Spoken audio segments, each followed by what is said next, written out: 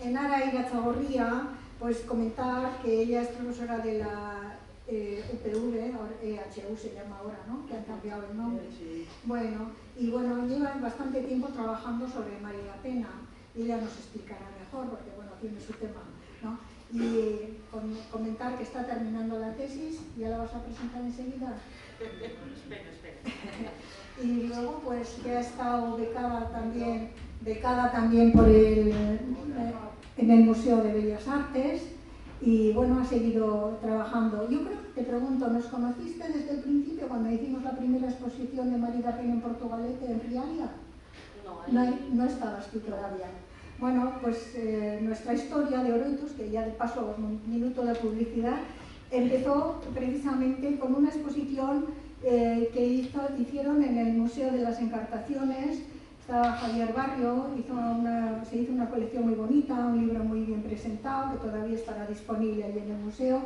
Y viendo aquello, pues nos inspiró y dijimos, pues esto hay que traerlo a Portugalete. Y tuvimos la suerte de que el ayuntamiento fue receptivo en aquel momento y organizó una exposición con aquella obra importante que había en el museo y algunos dibujos, y además una de las personas que actualmente trabajan en el ayuntamiento fue comisario, o sea que tuvimos una relación bastante importante.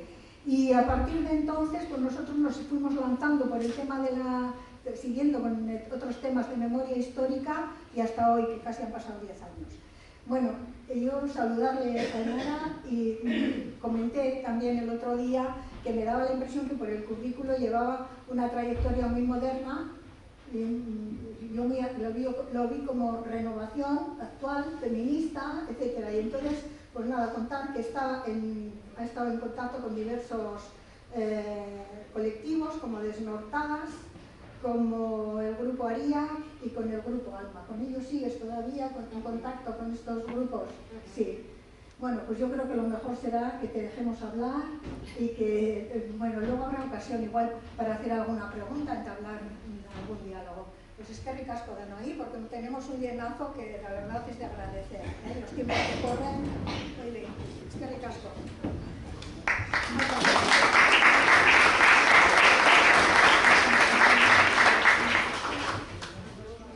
Hay los móviles, bajar, quitar volumen y eso, sí, para molestar. Y las lámparas. Sí, vale las de aquí para que se puedan ver mejor las imágenes. Sí, bajar un poco las luces por allí para que se quede esta sola. Y que va a ir probando lo que dice ella. Eso, igual mejor estas, ¿no? A ver, apagar estas y encender alguna del final. Sí, eso, y encender alguna del final. Encender alguna de atrás, para que no esté tan oscuro. Sí, de lateral. Bueno, con eso vale, yo creo, ¿no? Sí, eso sí. Esa sí. Está el casco. Vale, bueno, es que ricasco Esther por la presentación. Nada, quería empezar mi coloquio dando el agradecimiento a Oroitus Cultura Elkartea por haberme dado la oportunidad de venir aquí y compartir con vosotros todo este proceso de investigación, que llevo ya varios años en ello, y poder compartir con vosotros, como he dicho, pues todos los datos obtenidos. No solo me gustaría agradecer esta oportunidad que me habéis brindado, sino también todo el esfuerzo que estáis haciendo y todo el trabajo por recuperar la memoria histórica, ¿no? Tanto en Portugalete como en el País Vasco en concreto.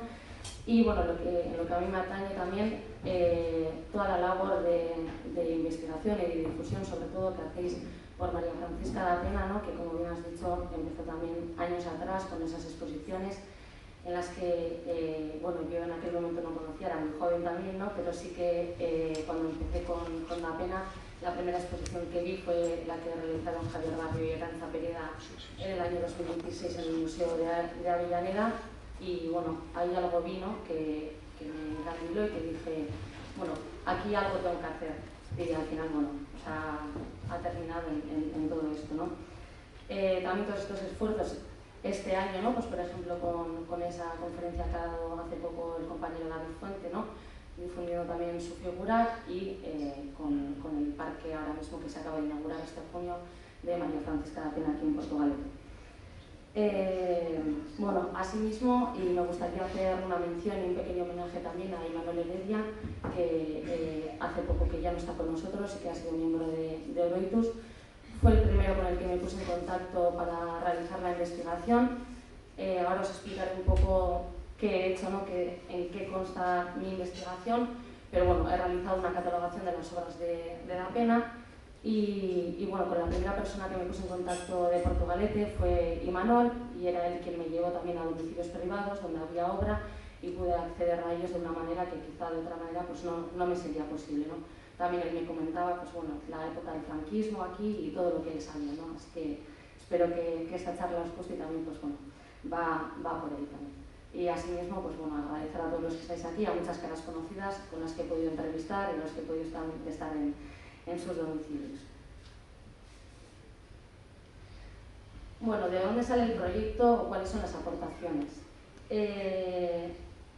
Pues como he dicho, todo este proyecto había empezado cuando empecé el máster en investigación en arte contemporáneo en la UPV-HU, en el que, bueno, dije que, por ejemplo, Da Pena era una mujer que me interesaba mucho investigar, y de ahí había empezado a hacer una pequeña catalogación e inventario de las obras que su hijo, Gaizka Villate Da Pena, el hijo menor de María Francisca, tenía en su domicilio de Nava de Orgunte. Todo este pequeño inventariado que realicé entró dentro del proyecto Bagin en Bagara, un proyecto que ha sido protagonizado por Aisha Barcenilla y Garasi Ansa, profesoras actualmente en la UPV-EHU, en las que bueno, están intentando realizar también un depósito de obras catalogadas de mujeres artistas que hasta el momento pues, no han sido reconocidas, ¿no? Entonces se está creando una base de datos de la cual, por ejemplo, pues salió entre el año 2021-2022 una exposición que se realizó en el Museo San Telmo de Donostia, ¿no? Bajo el nombre Bagin en Bagara, Artistas Mujeres, Lógicas de la Invisibilidad. Como he dicho, y después de haber catalogado toda esta obra, fui consciente de que había muchísima obra más todavía de Da Pena que había que catalogar y que era desconocida, ¿no? Además de todas las obras que ya había podido visitar en la exposición del 2016 de Avellaneda, sabía que existía más obra, ¿no? Entonces decidí que había que hacer algo ahí.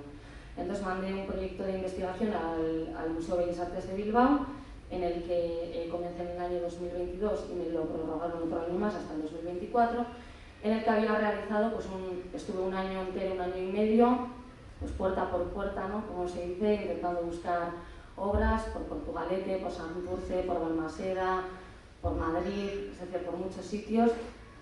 Luego, después de esta conferencia, si alguien tiene algo que decir o tiene obra también, estaría bien que lo dijera. Y nada, y en el último año pues realicé una lectura histórico-artística, ¿no?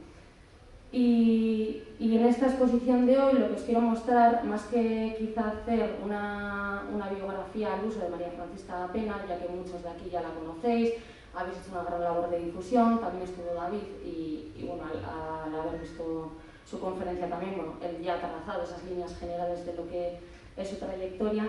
Pues voy a hacer un poco lo que estoy trabajando en mi tesis, que pongo de alguna manera en diálogo las obras plásticas y las literarias de Da Pena, ¿no? Para de alguna manera también reivindicar su figura no solo como artista plástica, sino también como escritora, que muchas veces esta faceta se le ha sido denegada, tanto en su momento, en el momento de la ejecución de esta escritura, como posteriormente en las lecturas historiográficas. Bueno, os muestro aquí, por ejemplo, una ficha catalográfica, simplemente pues, bueno, para ver el método de trabajo, ¿no? Una ficha catalográfica del uso con el número de inventario, el título, la añada matriz de esta estampa y bueno, pues así, pues por ejemplo con dibujos casi 900 dibujos, óleos unos 350 y grabados y matrices pues unos 150 por ahí. Y todavía se prevé que haya más obra. Bueno, yo he dividido en tres grandes bloques lo que sería mi trabajo, ¿no? Que sería, si bien por ejemplo podríamos decir que María Francisca Da Pena como autora o escritora comienza a escribir en el año 1965 tras su salida de la cárcel, considero que la escritura siempre ha estado presente en su vida. Esta producción literaria comenzaría en la época de la posguerra, ¿no? Cuando Da Pena tiene 12 años, Pero estos diarios de juventud que hoy en día se conservan no son aquellos archivos originales, sino que son reelaboraciones posteriores que Da Pena hizo entre el año 1965 y los años 1980.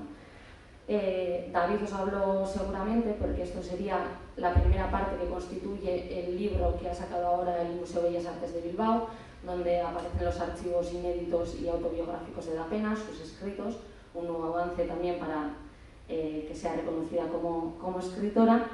Y sin entrar en las versiones que hay, a mí lo que me interesa en este sentido es, pues bien, analizarlos desde cómo ella misma reflexiona sobre su infancia y qué es lo que ella misma quiere contar sobre ello, y luego también cómo construye su autoría desde las propias escrituras.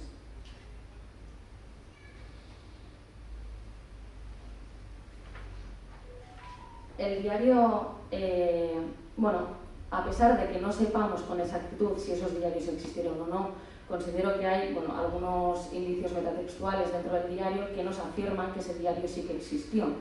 Y este diario, por una parte, podemos ver claramente que la escritura va a tener una función terapéutica en Da Pena, y por otra parte también un valor testimonial, como van a ser sus obras posteriores que veremos, las conocidas como La cárcel o Destambabuncuelas de Vizcaya, o las de más adelante que luego explicaré.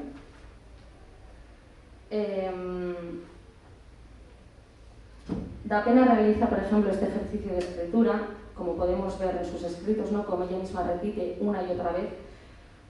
Ella dice escribir para no olvidar jamás, y en los propios textos aparece constantemente escrito esa necesidad de escribir que tiene ella y dejar por escrito todo lo que está viviendo, ¿no? Os traigo aquí una frase que ella misma dice en el propio diario, y es: si me arriesgo a escribir un diario es para manifestarme, tengo que escribir, porque de otro modo pudiera no enterarse nadie, que quien provocó la guerra nos ha arrastrado al hambre y a la desesperación. Luego la victoria ha sido de ellos y para ellos. Este fragmento se condensa de manera muy clara el sentido ético y político de la escritura de Da Pena. La frase comienza con una clara declaración que revela la consciencia del riesgo. En un contexto de represión y censura, arriesgarse significa desafiar el silencio impuesto, reclamar el derecho a decir. Y de riesgos y censuras, Da Pena ya sabía mucho, por lo menos desde sus 10 años de edad. Sabemos que Da Pena había nacido en el año 1924 en Barolo de Santullán, un pequeño pueblo de la pedanía palentina, y que su familia había sido represaliada. En 1934, podríamos decir que antes de ello Da Pena tenía una buena situación económica y familiar, pero a partir de la conocida Revolución de Octubre, de los sucesos de ahí, su familia tendría todavía una represión bastante más fuerte. Conocemos ya el asesinato a su tío Francisco Da Pena, que lo mataron los guardias civiles en el cuartel de Barruelo, y que su padre sería encarcelado por estos sucesos hasta el año 1937. La ausencia de su padre, por ejemplo, podemos ver cómo afecta a Da Pena en su forma de ver la vida y de autoconcebirse a ella misma, ¿no? Cómo ve ella misma la vida que le rodea, ¿no? En la mayoría de las autobiografías, todos estos niños de la guerra ven que no tienen esperanzas hacia el futuro, ¿no? Es una juventud robada, diríamos. Y al igual que Da Pena escribía estos diarios entre los años 60 y 80, también a la transición su padre escribió unos diarios que los denominamos memorias, aunque él no lo escribió así, y cuenta cómo él había sido encarcelado desde 1934, luego le pusieron en libertad, y desde 1937 hasta el año 1942 estuvo otra vez encarcelado en diferentes sitios desde Burgos, en Cantabria o en diferentes sitios del territorio español.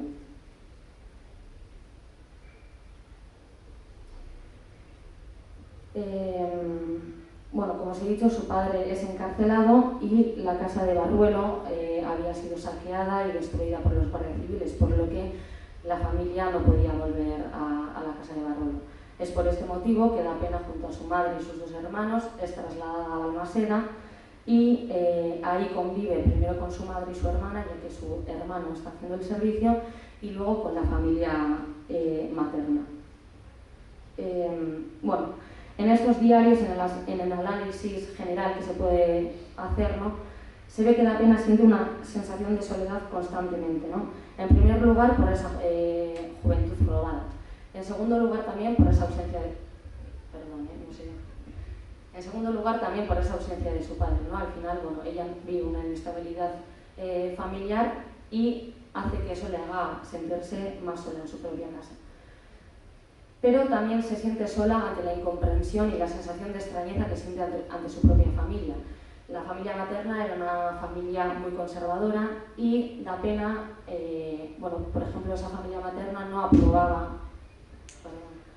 aprobaba el casamiento de sus dos padres, ¿no?, por él ser rojo en teoría y ella por venir de una familia cristiana. Por lo que Dapena siempre dirá que se sentía incomprendida y no amada. Esta sensación de no sentirse querida aumenta su sentimiento de soledad y todo esto se aumenta más cuando en el diario utiliza a la madre como una figura literaria en el que mostrarle cómo ella se siente sola, pero su madre siempre acude al silencio. Es decir, es una casa en donde no se puede hablar, no hay lugar para reproches, no hay lugar para hablar de la herida, no hay lugar para hablar del trauma que está produciendo la Guerra Civil Española y la posguerra, y por eso mismo, entre silencio y silencio y silencio, Dapena encuentra en la escritura un modo terapéutico, o lo que diría la escritora Carmen Martín Gaite, un oyente. Al final, una persona que está sufriendo todo esto necesita una persona para poder comentarle todo lo que está sintiendo, ¿no? Pero Dapena no es escuchada, no es comprendida por su propia familia y necesita eso de alguna manera. Entonces, Dapena encuentra, tanto en la escritura como en la pintura, en esta edad tan temprana, un alivio para ella, un alivio de esa manera terapéutica y también una herramienta de denuncia social, que es en lo que se convertirá su arte mayoritariamente.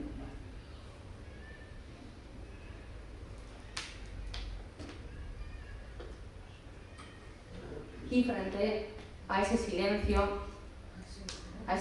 impuesto, Dapena crea escritos y crea pintura, ¿no? Al contrario de lo que muchas veces se ha podido pensar, ¿no?, o de lo que se ha difundido, de que Dapena había estudiado con Roberto Roetilla, esto es cierto, pero no fue él quien le introdujo en la pintura. Podemos ver en sus diarios o en los diferentes archivos que hoy se conservan en el Museo Bellas Artes de Bilbao que Dapena empezó a pintar de una manera autodidacta. De hecho, ella recuerda que fue un minero quien le dio las primeras pinturas, un amigo de su padre, y que fue ahí cuando comenzó a pintar. Es decir, Roberto Rodez Villa, quien lo conocería en el año 1944, vio las pinturas de Dapena, le gustaron y se puso en contacto con ella. Y fue de alguna manera cuando a él se convertiría en su maestro.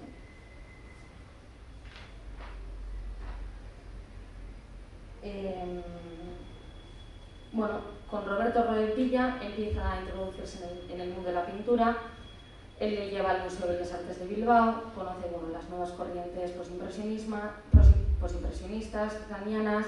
Luego veremos mucho la influencia de Aurelio Arteta en sus obras, al igual que, bueno, la mayoría de los artistas vascos de esta época. Y es él también que le lleva a una exposición que realizarían por esta época, bueno, en el año 50-51, Agustín Ibarrola y Norberto Ariño de Garay, y con el que comenzaría de alguna manera pues, a tener el contacto con todos los artistas de la época, también influenciada por el que luego sería su marido. Y bueno, estas imágenes os he traído para que de alguna manera veáis pues, bueno, las similitudes que se encuentran en sus obras. Bueno, a finales de la década de 1940, María Francisca Dapena conoció a Gonzalo José Villate, probablemente durante los años 1947 y 1948. Antes de ese periodo, Gonzalo estuvo preso en batallones disciplinarios y campos de trabajo que el régimen impuso en los que habían combatido en el otro bando durante el régimen franquista. Poco tiempo después, el 22 de noviembre de 1949, se casarían en Hondarribia y querían hacer un casamiento de escapada para irse a Sudamérica. Lo que pasa que, bueno, al ver los antecedentes de Gonzalo, no les dejaron y se asentaron en Balmaseda. Es después de este momento, en el año 1951, cuando se trasladan ya a Portugalete. Y bueno, no me voy a extender demasiado aquí, ya que muchos sí que conocéis la historia, otros lo cuento David, pero bueno, en rasgos generales, en el año 1950-51 es cuando vienen a Portugalete y es cuando Da Pena comienza a frecuentar los círculos intelectuales, culturales y políticos de la margen izquierda. Es también cuando empezaría su activismo político, siguiendo generalmente las líneas ideológicas del PP, no tan, bueno, sí por convicción política, pero más porque en aquel momento representaba pues, bueno, el partido, ¿no?, de la oposición. Entonces, Da Pena se juntó con Agustín Ibarrola, con Ramón Ormazal, Blas de Otero, Sabina de la Cruz, muchísima gente que, bueno, que estaba en toda este mare magnum de artistas y políticos contraculturales, ¿no?, digamos. Y bueno, son conocidas, por ejemplo, las charlas que María Francisca Da Pena orquestó en su casa de Portugalete, donde se hablaban de temas de política y también de cultura y de arte, ¿no? Y es aquí, pues tanto de estas charlas como de los cafés o de los talleres de Achuri, ¿no?, cuando sale esa idea de hacer unas exposiciones itinerantes. ¿Y qué fueron estas exposiciones itinerantes? Pues en el año 1956, Agustín Ibarrola, María Francisca Da Pena e Ismael Fidalgo decidieron recorrer los pueblos de la margen izquierda, generalmente, y Meatzaldea, para mostrar el arte que se estaba haciendo, el arte junto a la poesía y coloquios sobre política y arte vanguardista, ¿no?, a gente del pueblo, a los mineros y a los trabajadores que quizá de otra manera no tendrían esa facilidad para ir a un museo o para acercarse a ese arte. Esta idea, bueno, ya había surgido también cuando Blas de Otero y Ibarrola habían realizado un viaje por Castilla, pero estos tres artistas realizaron, pues, bueno, estas muestras ambulantes muy importantes dentro del territorio vasco. En ese sentido,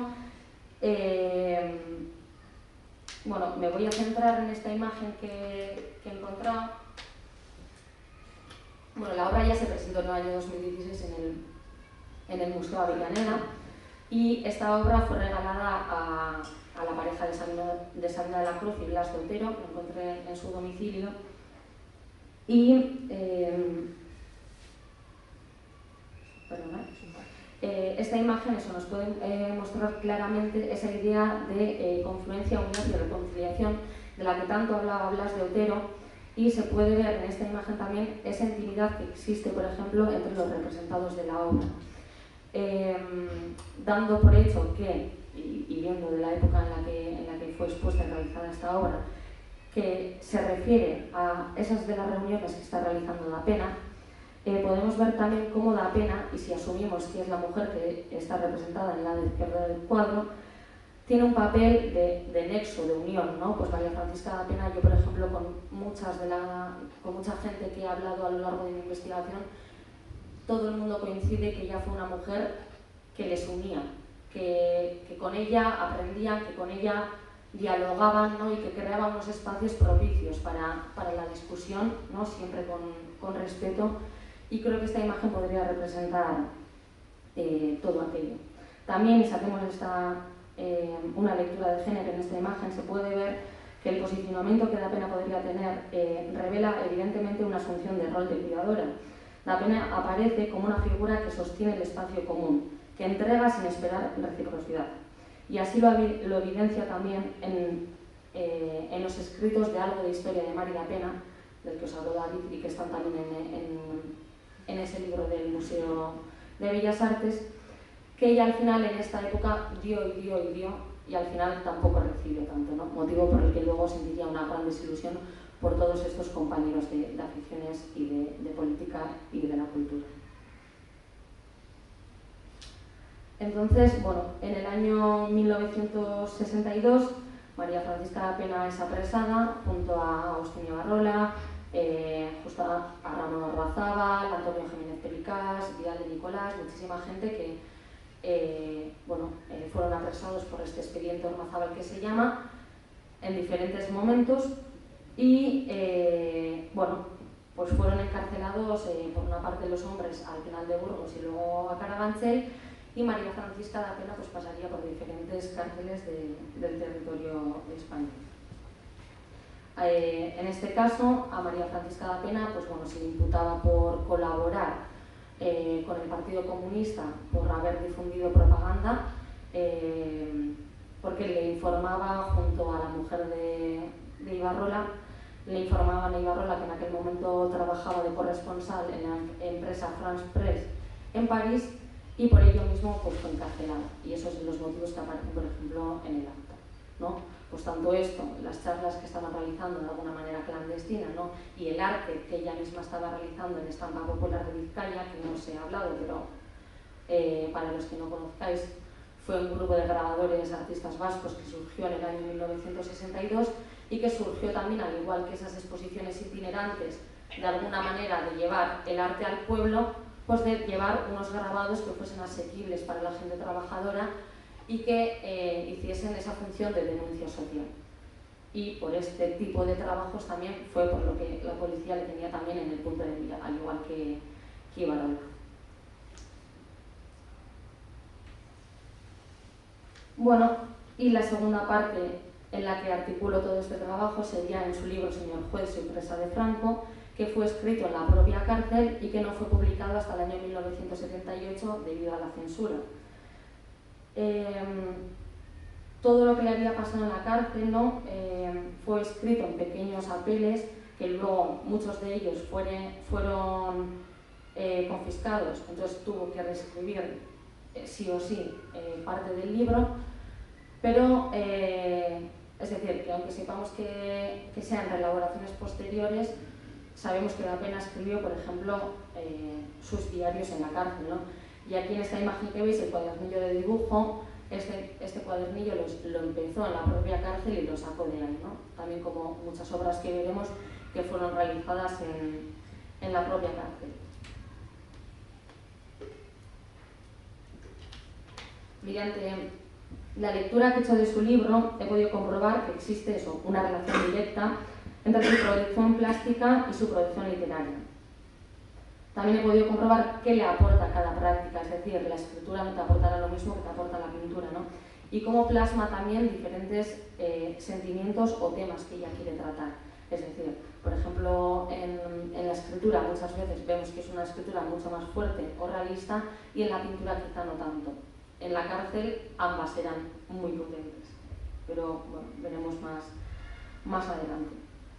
Y bueno, como ella misma cuenta en el libro, sabemos que estuvo 15 días de interrogatorios en la cárcel de Bilbao, posteriormente fue llevado a Larrinaga y de ahí a la cárcel de Ventas, para finalmente terminar en Alcalá de Henares.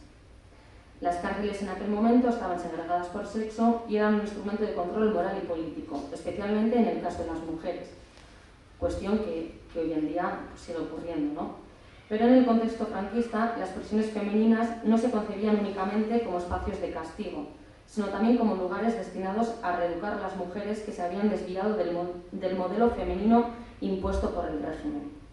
A través de la disciplina, la religión y el trabajo doméstico se buscaba restaurar en ellas las virtudes de obediencia, modestia y sumisión, consideradas esenciales en la mujer franquista.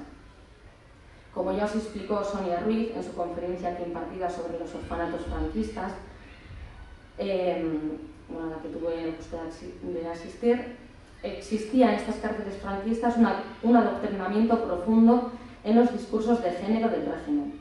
En ambos casos se trataba de moldear a las mujeres desde la infancia o desde la reclusión para encarnar el ideal femenino nacional católico, madres, esposas y guardianas del hogar. Entonces, todo esto, estas diferencias de género que podemos ver en las cárceles del franquismo español, fueron unos de los motivos por los que da Pena también decide escribir y uno de los motivos de denuncia que podemos ver tanto en su obra plástica como literaria de esta época. Una de las diferencias de género que podemos ver dentro de las cárceles puede ser también la experiencia diferenciada que ella misma tuvo respecto a sus compañeros. Ya hemos dicho que ella fue encarcelada, al igual que los otros compañeros de expediente, pero da Pena fue llevada a una cárcel de mujeres donde estuvo sola y se le aisló también de las presas políticas, por lo que ella compartió la mayoría de su encierro con presas comunes, y en el caso de los hombres estuvieron todos los hombres juntos del mismo expediente, junto con otros hombres más que en aquellos momentos estaban encarcelados por pertenecer a partidos comunistas, por ser anarquistas o por ser de la disidencia política en aquellos casos. Por ejemplo, los hombres, como os he dicho, fueron llevados a la cárcel de Carabanchel, y en aquel momento también la cárcel de Carabanchel era conocida como la universidad. La universidad, digamos, por todo el ambiente político y movimiento cultural que había. Se pueden ver también en los escritos de Ibarrola cómo él comentaba las diferentes charlas que se realizaban dentro de la cárcel, y muchas veces también con el Partido Comunista francés, la relación que existían con estas cárceles, ¿no? Y Da Pena, por el contrario, no tuvo a ninguna, coincidió con presas políticas, pero no creó esa misma red. Y por el contrario, Da Pena estuvo con las presas comunes. En aquel entonces también, dentro de las líneas ideológicas del PCE, el pensamiento que existía hacia el delito común no era muy bueno, que digamos. Estas mujeres, por lo que fueron encarceladas, fueron generalmente por realizar extraperlo, por quedarse embarazadas, por practicar la prostitución, es decir, eran mujeres marginales, mujeres del lumpen que no sabían ni escribir, y que Da Pena en aquel momento se sentía en una distancia ideológica muy diferente a ellas. ¿Qué pasa? Que al haber compartido con ellas tanto tiempo y al ver que estas mujeres presas eran también presas y víctimas de un mismo sistema de engranaje, al final se solidarizó con ellas y vio que Da Pena, ¿no? o que las presas políticas también tenían que hacer esa unión. Y por eso mismo he puesto un yo que se convierte en nosotras, pues no solo aquí, pero en la mayoría de las autobiografías femeninas podemos ver que estas memorias o estos escritos autobiográficos funden, por ejemplo, si lo analizamos desde una manera lingüística, funden en la primera persona del singular en uno del plural, es decir, ya no se habla de una persona contando su propia experiencia, sino que realizan o cuentan una experiencia común, y es el caso que podemos ver aquí con Da Pena, ¿no? Por ejemplo, Da Pena en su libro no va a utilizar la primera persona del plural, pero sí que podemos ver cómo en sus obras plásticas sí que diluye su propio yo en un nosotras. Por ejemplo, en esta imagen que aquí podemos ver, que es el óleo que es la portada del libro Señor juez, soy presa de Franco, podemos ver a 12 mujeres, 12 rostros, ¿no? entre las rejas, y aquí no podemos diferenciar quién es la representada, es decir, podrían ser mujeres arquetípicas de la presa, ¿no? O parece ser que es un estudio de las caras de las mujeres, pero no podemos identificar quién es la que está representada. Si en cambio, con el análisis de esta obra podemos saber claramente que hace alusión a esas presas comunes y en concreto a las presas comunes. ¿Por qué? Por ejemplo, ella utiliza aquí en la cara de estas mujeres un color terroso, ¿no? que hace alusión a esa clase social de la que provenían ellas. Y, como os he dicho, aquí se ve esa disolución del yo también con ese alineamiento que podemos ver tanto con las caras como con las rejas que recrean este cuadro. Lo mismo podemos ver en esta obra también. Aquí a Da Pena no le interesa mostrar su experiencia propia, sino que le interesa mostrar el sufrimiento de estas presas comunes, ¿no? Podemos ver, por ejemplo, cómo con esa composición triangular que utiliza en el cuadro nos lleva esa fuerza centrípeta que tiene el cuadro en sí y nos atrapa dentro de ese estado de opresión, ¿no? que tiene la cárcel. Las mujeres que aparecen representadas también parece que son sacadas de alguna imagen fotográfica, pero en cambio no están posando, no están mirando a la cámara, sino que tienen las miradas bajas y nos muestran esa tristeza que están sufriendo, ¿no? Y aquí, por ejemplo, podemos ver que los paños que utilizan son blancos, que también aumentan esa sensación de la disolución del yo, y en este caso Da Pena lo que ha querido hacer es ponerles un paño en la cabeza de diferente color haciendo alusión, y dice ella misma en el propio libro Señor juez, soy presa de Franco, haciendo alusión a las provincias españolas de las que provenían todas estas mujeres. Por eso vemos los colores diferentes. Y otras de las diferencias de género que existen también dentro de las cárceles femeninas del franquismo español fue el personal religioso. La incorporación de este personal religioso se retomó con la victoria del bando sublevado, convirtiéndose en una herramienta indispensable para el adoctrinamiento y la corrección de las mujeres presas, como ya os he dicho. En la Segunda República y bajo las nuevas políticas de Victoria Kent, el personal religioso, no en todas las cárceles, pero fue sustituido por funcionarias, pero, como os he dicho, en el franquismo se volvió a traer a estas religiosas a las cárceles de diferentes órdenes, como pueden ser las Hermanas de la Caridad, las Oblatas, las Mercedarias, las Paulas, Hijas del Buen Pastor, etc. Y las funcionarias, muchas de ellas, bueno, pues fueron asesinadas o encarceladas otra vez. Otras también mantuvieron su puesto y, bueno, es decir, este funcionario y este personal religioso ayudaron también a esa implantación de los valores del Estado. Y también, como os había hablado Sonia, la incorporación de este personal también venía de alguna manera a incorporar los propuestos del pseudopsiquiatra, ¿no? Antonio Vallejo Nájera, que él abogaba por una eugenesia conductista, es decir, para él las mujeres, las presas comunes o las presas políticas tenían un mal moral, en el caso de las políticas, digamos, y tenían que reeducarlas. Con lo cual, estos centros, los centros penitenciarios femeninos, se convirtieron en centros de reconversión para estas mujeres. Bueno, aquí os traigo otra imagen que Da Pena había realizado en la propia cárcel y vemos, pues bueno, cómo aparece pues, una monja con sus hábitos.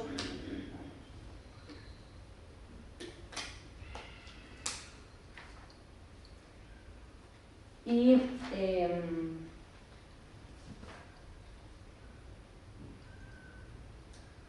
bueno, en este caso os he traído un grabado en el que aparecen también estas presas comunes, ¿no? O bueno, yo la interpretación que hago es que en un primer momento quizá no te des cuenta, pero en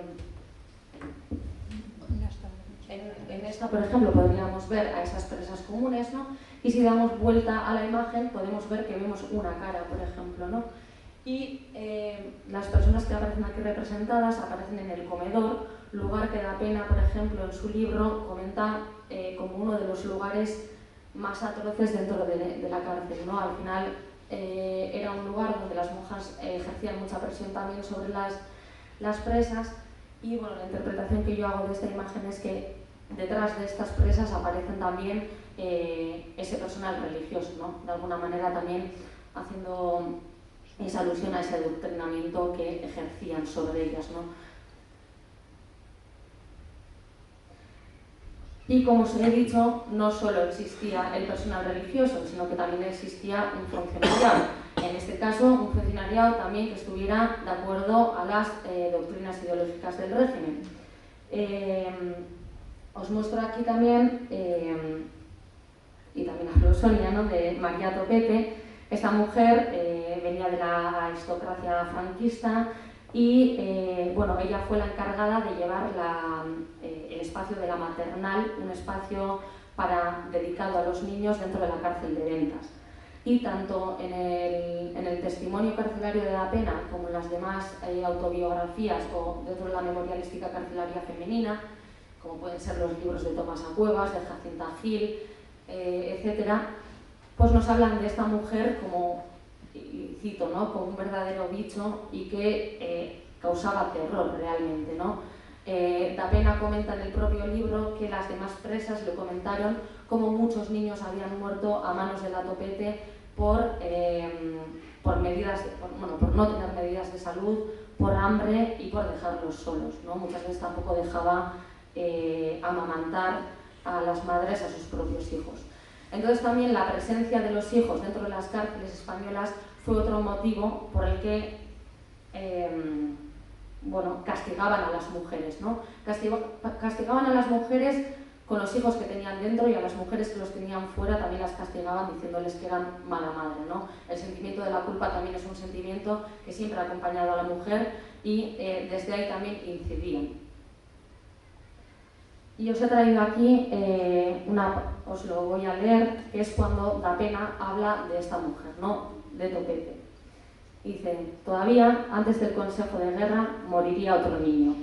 Fue entonces cuando absolví a la enfermera comadrona que por descuido dejó morir a una madre que no deseaba dar vida a un hijo. Perdoné la doble muerte porque, para morir en la cárcel, torturado, llorando y llamando a gritos a su madre, a los 2 años es mejor que estos niños no nazcan vivos. Y no estoy diciendo disparates. Si ahora me encargaran un discurso dedicado a las mujeres del mundo, a las que sinceramente sean capaces de entender el dolor ajeno, les diría que se coloquen en lugar de las delincuentes comunes, madres que aman a sus hijos con fuerza, con fiereza natural, impresionante, y que los ven morir a manos de la Topete, representante nata de la sociedad puritana que margina, selecciona y mata. Les diría que en la cárcel me paso el tiempo comparando y canalizando mi situación de impotencia ante semejantes verdugos. Me consuela la idea de que no soy más presa que las que ahora caminan por la calle, que por ser mujer nací presa. Y a pesar de la extensión, me parecía conveniente traer esta parte del libro, pues sintetiza muy bien lo que Da Pena había sentido, tanto por estas presiones y estos castigos en cuanto a la maternidad, como también por su defensa hacia el colectivo de las mujeres presas. Como os he dicho, este castigo no se limitaba únicamente teniendo a los niños en un lugar separado del de su madre, o sea, con esa segregación, sino que también a las mujeres que tenían los hijos fuera les hacían sentirse culpables también. En este caso he traído dos trabajos, 2 silografías de Da Pena, en el que podemos ver cómo ella misma representaba las maternidades. No es en este momento cuando Da Pena comienza a pintar o a grabar maternidades, pues es una constante dentro de su trayectoria artística, pero sí que podemos ver en las imágenes carcelarias que estas maternidades, por ejemplo, no nos muestran un futuro. Generalmente o tradicionalmente, las maternidades dentro de la historia del arte, las maternidades tradicionales, quiero decir, siempre evocan un futuro, ¿no? El niño mamando de su hijo es lo que representa. En este caso nos muestran un pasado doloroso o un presente que se queda parado, ¿no? En el espacio-tiempo, con la falta de alusiones que hace, por ejemplo, de ese espacio. No obstante, sí que podemos ver en estas imágenes que existe una conexión entre los niños y la madre. Da Pena siempre abogará por esa maternidad, ¿no? Y en este caso podemos ver que lo único que le salva es esa conexión que existe entre la madre y el hijo. De alguna manera los protege de todo eso que está viviendo, pero no evoca un futuro feliz, digamos.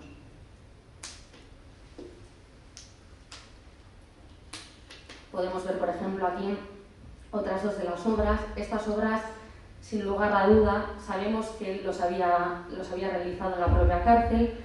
El del cuaderno es el cuaderno que anteriormente os he mostrado, y la otra imagen es una fotografía que he encontrado en su archivo, y que sabemos que un fotógrafo fue a la cárcel y fotografió las obras que ella tenía en aquel momento.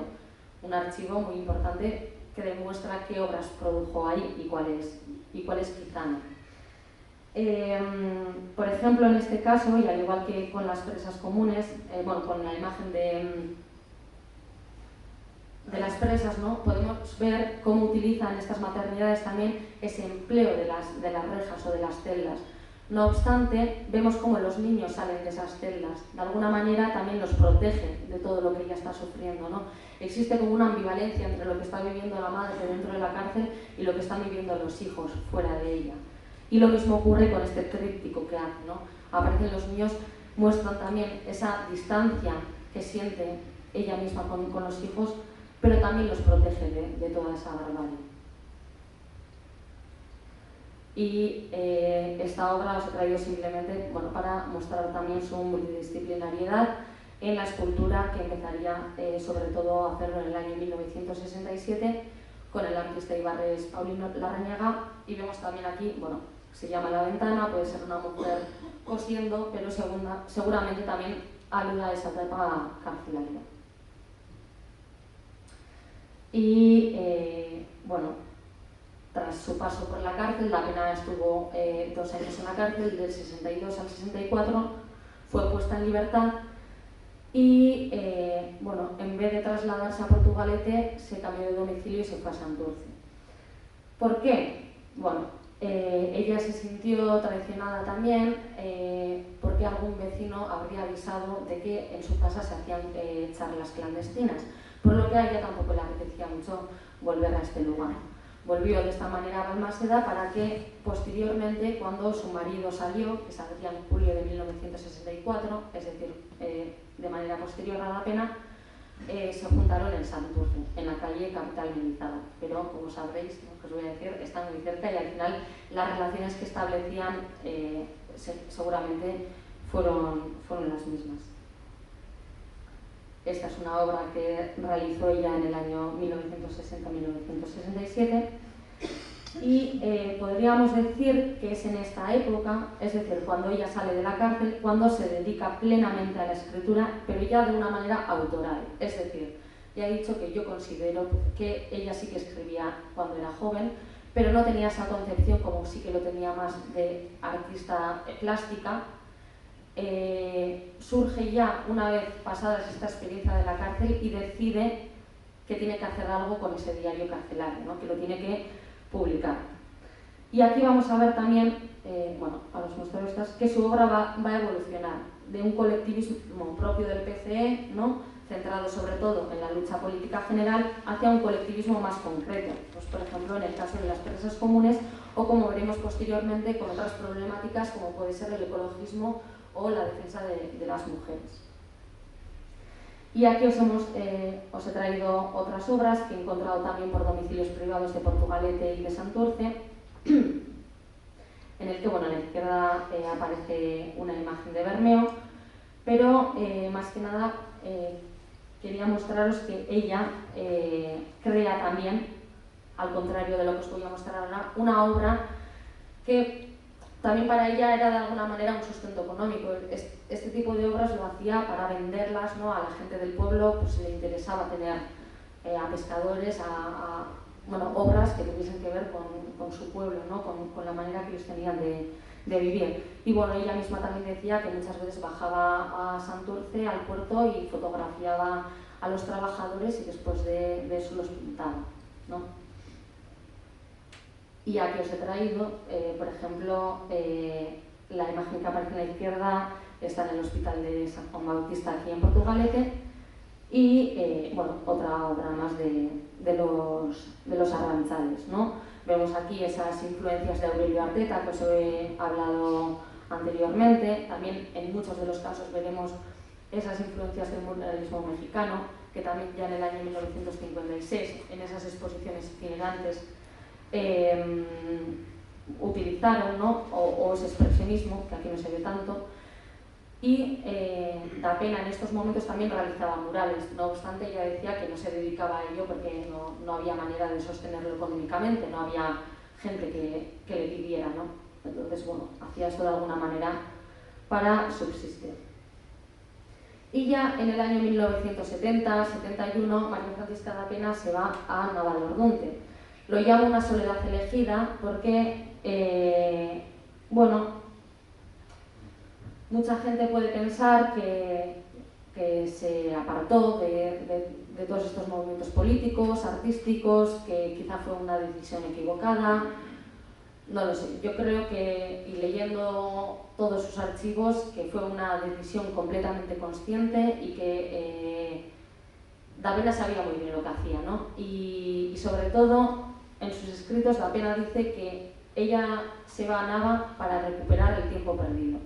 Y es muy importante esa frase, porque como os he dicho, Dapena ya siente en la propia guerra que ese tiempo se lo han robado. Es una niña en aquella época que le han robado toda esperanza al futuro, ¿no? Posteriormente se queda embarazada, habla también en Portugalete cómo ella tuvo dificultades para llevar a cabo la maternidad y ser pintora o ser grabadora, y a de muy poco tiempo también es encarcelada, es decir, toda su vida la ha pasado, bueno, entre represión, cárcel, guerra, ¿no? Y también muy para los demás, es decir, el arte que ella estaba generando en aquellos momentos también era coherente con lo que ella estaba haciendo, ella quería hacer eso, pero estaba limitado a esa denuncia social, digamos.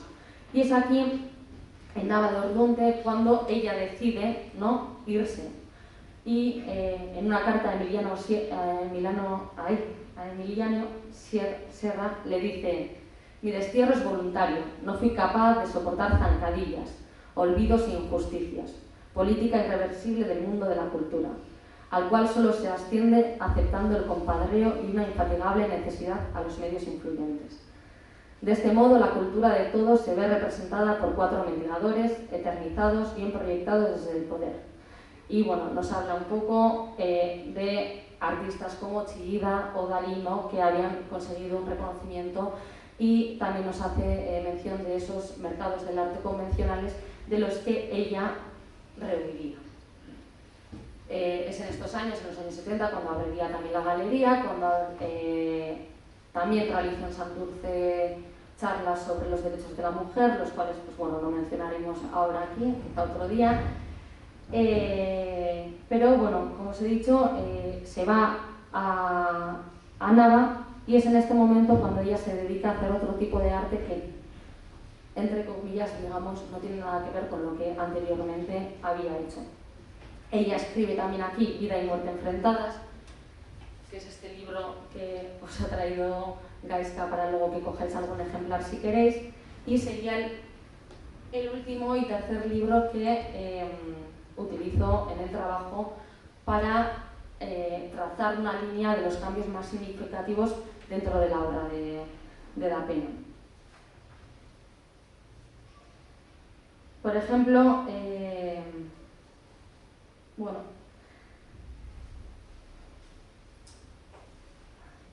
aquí os muestro, por ejemplo, una portada del libro, ¿no? En estas obras, por ejemplo, podemos ver cómo, o en la mayoría de las obras, cómo los protagonistas que se representan son mujeres, ¿no? Pero en este caso, por ejemplo, las mujeres se alejan de ese sufrimiento que hemos podido ver en las obras carcelarias y las incluye dentro de unas nuevas narrativas, en este caso dentro de la naturaleza. No obstante, estas naturalezas siempre serán enigmáticas y no serán del todo felices o naif, digamos, ¿no? Y bueno, aquí os he traído otras 2 obras de este periodo tardío, ¿no?, en el que nos muestra a unas lavanderas. Y bueno, Da Pena en esta época lo que quería dejar claro es que ya no abandona el compromiso social, ¿no?, sino que lo reformula. Hace un mensaje más sutil, pues ella, por ejemplo, lo que va a querer hacer con este tipo de obras es generar un nuevo imaginario en el que recrear lo que para ella sería un mundo ideal. Y en sus escritos podemos ver cómo Da Pena aboga por una sociedad comunitaria, ecológica, ¿no?, fuera de ese ruido de la ciudad, fuera de esa industrialización, de ese desarrollismo, ¿no?, que ella también lo critica mucho en sus escritos, y crea mediante el arte también esos mundos que ella quisiera tener. Y bueno, os he traído también estas imágenes que son de artistas que habían participado en colectivos de estampa popular, como pueden ser Esther Boix, ¿no?, y Anna Peters, que habían sido de estampa popular catalana y valenciana en el caso de Peters, y como mujeres que habían trabajado dentro del grabado de la lucha social contra el franquismo, empiezan en esta época también a realizar imágenes en contra de esa sociedad de consumo y en contra de la explotación de la mujer, ¿no?, como mercancía. Da Pena, por ejemplo, podemos ver que en sus obras no va a hacer esa crítica, es decir, ella, como os he dicho, muestra más unos mundos imaginarios igualitarios, ¿no?, pero simplemente para contextualizarlos, que muchas veces se tiende a descontextualizar la obra de estas artistas y también presentarla como anómala. Y os he traído también cómo su obra se puede introducir también dentro de estas problemáticas sociales del ecologismo, ¿no? Y de las centrales nucleares. También en sus escritos podemos ver ese tipo de críticas. Y, por ejemplo, si hacemos una comparación con su libro Vida y Muerte enfrentadas, ¿no? El libro que está aquí, vemos, por ejemplo, que utiliza en repetidas ocasiones metáforas de un mundo urbano en el hacinamiento y en la alienación que sufre la sociedad del momento.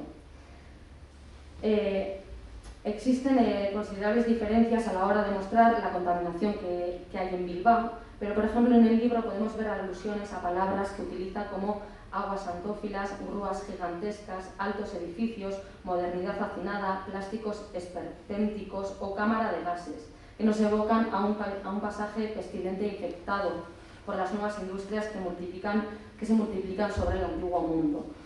Y estas imágenes, por ejemplo, donde utiliza este tipo de palabras, Tapena lo acompaña con esta obra. Entonces, si hacemos esa comparación, vemos que lo que denuncia en el libro quizá no se pueda ver de una manera clara en sus obras plásticas, pero sí que vemos que de otra manera utiliza estas herramientas plásticas para crear otro tipo de mensaje. Y este sería otro de las obras que utiliza en el libro también, y vemos el empleo de la naturaleza y la inserción del sujeto femenino como protagonista mayor de sus obras. Y de esta manera, espero haber condensado de manera general los rasgos generales de la obra de Tapena. He intentado hacer un recorrido simplificado, por lo que seguramente me haya dejado muchas cosas por el camino. Y lo que más me interesa es quizá hablar con vosotros en temas que más os hayan interesado y ahondar, o si vosotros también tenéis que contar lo que habéis vivido con ella o lo que consideréis, pues bienvenido sea. Y muchísimas gracias.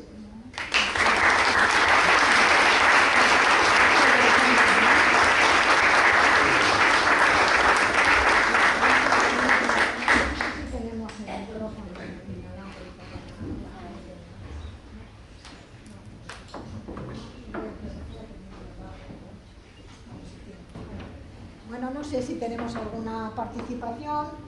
De momento, agradecerle a Enara, que ha sido muy generosa y ha contado muchas cosas. Y efectivamente, aunque hemos hablado de María Pena, estamos un poco en bucle, nos sigue gustando oír hablar de María Pena. Y bueno, pues sobre esto, como tenemos unas personalidades muy importantes, por parte del Ayuntamiento hay una gran representación, la alcaldesa de otras personas, y luego pues también gente que ha estado muy en contacto con el arte, como Sol Panera, y alumnos también de María Pena, etc. Bueno, pues yo creo que alguien ya tendrá algo que comentar. Adelante.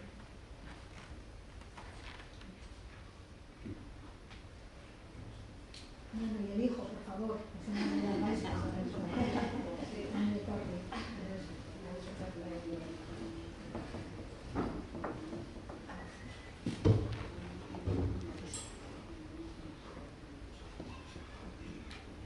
Bueno, mientras vais pensando, igual vuelvo otra vez a la publicidad. Tenemos el día 19 concierto memorialista de la Banda Municipal de Música de Portugalete con la Asociación de Chistus Alear, y es en la plaza de Solás a la 1 del mediodía. Se hace malo en los bajos del ayuntamiento, entonces estáis invitados a verlo. Y luego, más adelante, vamos a tener la presentación de un libro que es también otro tema recurrente, que es la persecución que tuvieron los maestros. Y es una obra que cuenta la nieta lo que pasó en su familia, ¿no? Y es muy interesante también, un gran trabajo también de documentación y tal. Y luego os quiero avanzar que hayamos dejado un papelito por si queréis acompañarnos en la visita memorialista que vamos a hacer al Ardero el 8 de noviembre, que es sábado. Y vamos a ir a la Barranca, que es un memorial de los primeros que se hicieron, que lo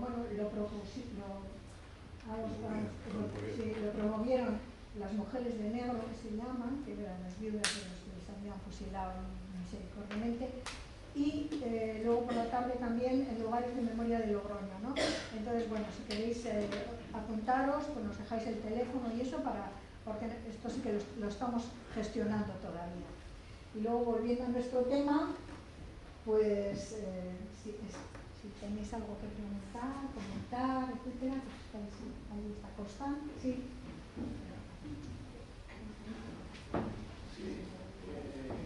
Yo creo adivinar por qué se fue Mari la Pena a Navadolcunte, al Valle de Neva.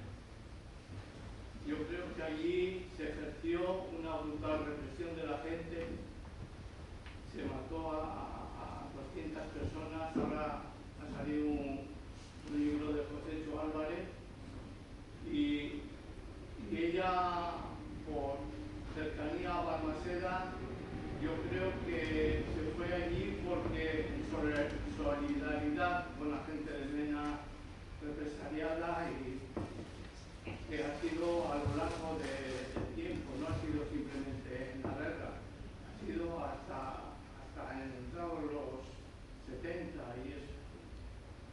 Y otra cosa quería decir, que yo empecé a leer el libro, porque ya no estoy para leer libros, ya llevo mucho tiempo en la recuperación de la memoria histórica, y en el libro rojo de Mari la Pena dice, achaca a Agustín Ibarrola que fue el que la denunció, o a través de las torturas que le hicieron a Agustín Ibarrola entró ella en la cárcel. Nada. Bueno, los motivos por los que ella se fue a Nava, quizá es que nos podría decir más, pero bueno, entre los archivos se puede ver que ella veraneó ahí, le gustó y bueno, decidieron construir la casa junto con su marido y bueno, en la foto hemos podido ver con amigos conocidos.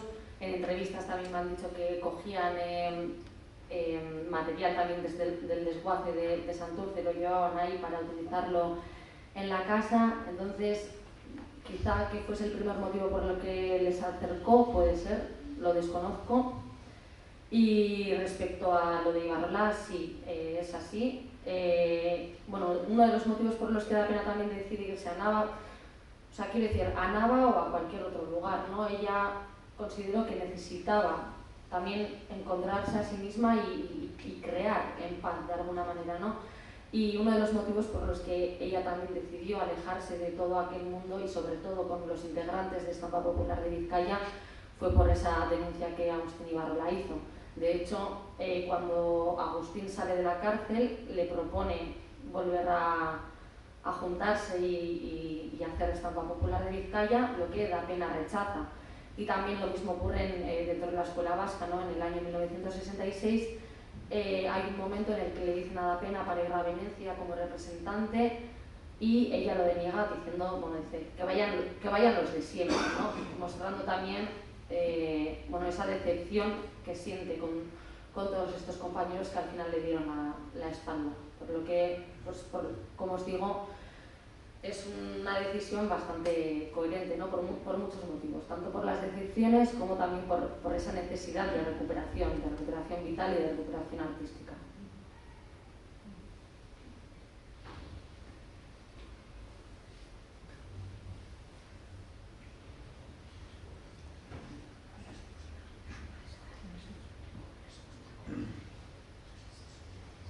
Bueno, pues si no tenéis ninguna pregunta así, pues me gustaría deciros también, bueno, muchas gracias a todos los que habéis venido y lo que he dicho, bueno, os puedo dar mi contacto, el teléfono, el email, lo que queráis, y si en algún momento tenéis información, conocéis a alguien que tenga obra, conocisteis a Da Pena, lo que sea, pues bueno, será bienvenido, ¿no? Al final, cada testimonio me ha podido acercar a ella de alguna manera, ¿no? Al final, bueno, la investigación oral también es otra vía, ¿no? Que muchas veces hay que cogerla con pinzas, ¿no? Porque cada uno recuerda pues, lo que a él le interesa, pero te llevan también de manera más humana a conocer al artista, ¿no? Y como os he dicho, todo el mundo a la que he entrevistado coincide en eso, en que Da Pena era una persona muy humana, que siempre hacía por juntar, ¿no? por unir, y gente también de diferente ideología, ¿no? Iba a su casa y hablaban de arte, de política, de todo, ¿no? Y todo el mundo con el que ha hablado la recuerda